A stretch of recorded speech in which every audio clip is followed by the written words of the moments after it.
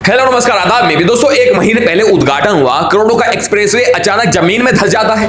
6 मजदूर एक under construction पुल के गिरने से अपनी जान गंवा देते हैं और जब देश के बच्चे अपनी कॉपियों की चेकिंग पर सवाल उठाते हैं तो उन्हें पाकिस्तानी बोलकर ट्रोल कर दिया जाता है। दोस्तों, एक तरफ आम जनता 50 डिग्री की गर्मी में पानी की एक एक बूंद के लिए मशाल जुलूस निकाल रही है तो दूसरी तरफ नेताओं का 35 गाड़ियों का काफिला ईंधन बचाने का ज्ञान दे रहा है। क्या सच में हमारा सिस्टम कागज के महल की तरह ढह रहा है या फिर हम सिर्फ टीवी पर बैठकर ज्यादा पानी पीने की ब्रेकिंग न्यूज देखने के लिए बने हैं? आज की कहानी में सच से पर्दा उठेगा। कहानी की शुरुआत करते हैं उत्तर प्रदेश से, जहां अभी मॉनसून ने ठीक से दस्तक भी नहीं दी है लेकिन हमारा करोड़ों का इंफ्रास्ट्रक्चर पहले ही घुटने टेक चुका है। सबसे पहले बात चित्रकूट की, जहां पूरे 15 लाख रुपए की लागत से अंबेडकर चौक बनाया जा रहा था। कल रात सिर्फ एक सामान्य से आंधी तूफान और बारिश आई और ये चौक ऐसे बिखर गया जैसे किसी बच्चे ने ताश का पत्ता गिरा दिया हो। 15 लाख रुपए पानी की तरह बह गए। लेकिन रुकिए, ये तो सिर्फ शुरुआत थी। हमीरपुर चलिए, जहां एक अंडर कंस्ट्रक्शन पुल का स्लैब अचानक भर भरा कर गिर गया और सबसे दुखद बात, इस हादसे में 6 गरीब मजदूरों ने हमेशा के लिए दुनिया को अलविदा कह दिया। करप्शन की नींव पर बनने वाले ये पुल सिर्फ सीमेंट नहीं खाते, इंसानों की जिंदगियां भी निकल जाते हैं। इंटरनेट पर लोग भड़के हुए हैं, कॉन्ट्रैक्टर्स पर सवाल उठा रहे हैं। लेकिन साहब छोड़िए इन सब बातों को, आप तो बस ये बताइए कि आपके यहाँ मौसम कैसा है, धूप तेज है या हल्की हवा चल रही है?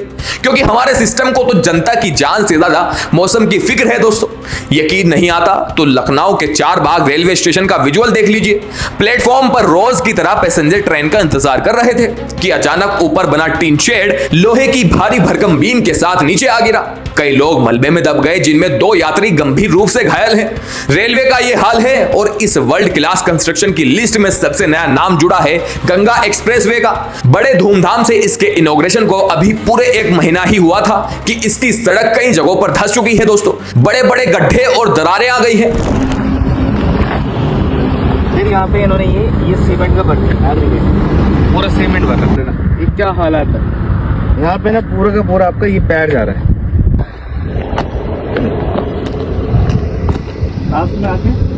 वैसे हमें इन अधिकारियों और ठेकेदारों का शुक्रिया अदा करना चाहिए कि उन्होंने कम से कम 1 महीने तक इस सड़क को बिना किसी रुकावट के चलने तो दिया। हमारी तो उम्मीदें इतनी कम हो चुकी है कि अगर कोई सरकारी सड़क 1 हफ्ता भी बिना टूटे टिक जाए तो हम उसे 8वां अजूबा मान लेते हैं। दोस्तों, अब चलिए सीधा देवभूमि उत्तराखंड देहरादून। यहाँ शहर की एक मुख्य सड़क पर आम नागरिकों का जाना पूरी तरह से बैन कर दिया गया। क्यों? क्योंकि वहां बीजेपी के राष्ट्रीय अध्यक्ष नितिन नबीन साहब का आगमन होने वाला था। स्वागत के लिए बाकायदा सड़क के बीचों बीच एक आलीशान स्टेज खड़ा कर दिया गया। जब सोशल मीडिया पर जनता ने थू थू करना शुरू किया तो गुस्से में आकर नेताओं ने स्टेज तो हटा लिया, लेकिन सड़क फिर भी घंटों तक आम पब्लिक के लिए बंद रही। सोचिए, अगर यही काम किसी विपक्षी पार्टी ने किया होता तो अब तक बवाल मच चुका होता। मजे की बात तो इसके बाद आती है। दोस्तों, जब नितिन नबीन साहब का काफिला देहरादून पहुंचा तो आधिकारिक तौर पर बताया गया कि ईंधन बचाना यानी फ्यूल सेविंग के प्रोटोकॉल को ध्यान में रखते हुए काफिले में केवल 35 गाड़ियां शामिल की गई।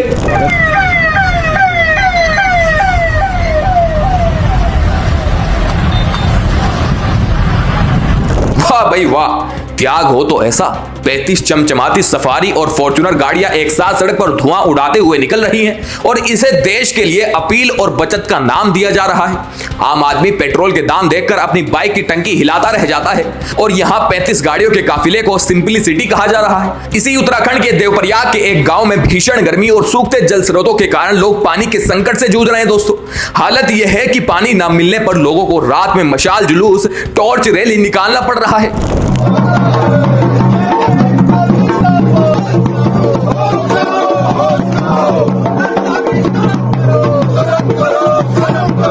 सिर्फ उत्तराखंड ही नहीं, इंदौर से लेकर कानपुर तक देश के कई हिस्सों में पानी के लिए हाहाकार मचा हुआ है। इंदौर में तो लोग सड़कों पर उतर आए हैं।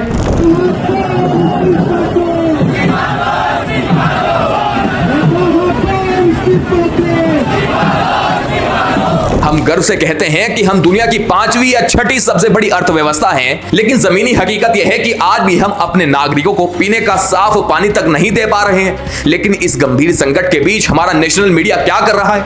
वो आपको सबसे बड़ी ब्रेकिंग न्यूज दिखा रहा है। टीवी पर बाकायदा ग्राफिक्स चलाकर दिखाया जा रहा है कि प्रधानमंत्री मोदी ने कैबिनेट बैठक में अपने मंत्रियों को सलाह दी है कि गर्मी बहुत है, ज्यादा से ज्यादा पानी पिया करो और हाइड्रेट रहा करो। तरह की गर्मी पर पीएम मोदी की मंत्रियों को सलाह यहाँ पर दी गई। यहाँ मंत्रियों को ज्यादा पानी पीने की सलाह दी गई है। इसके अलावा मंत्रियों को हाइड्रेट रहने के लिए सलाह भी यहाँ पर दी गई है। गजब है। वर्ल्ड प्रेस फ्रीडम इंडेक्स में भारत का रैंक जो 157वां है, उसे नंबर 1 पर ले जाने की पूरी तैयारी चल रही है दोस्तों। जब देश में पानी का संकट हो तब मंत्रियों को पानी पीने की सलाह देना देश की सबसे बड़ी खबर बन जाती है।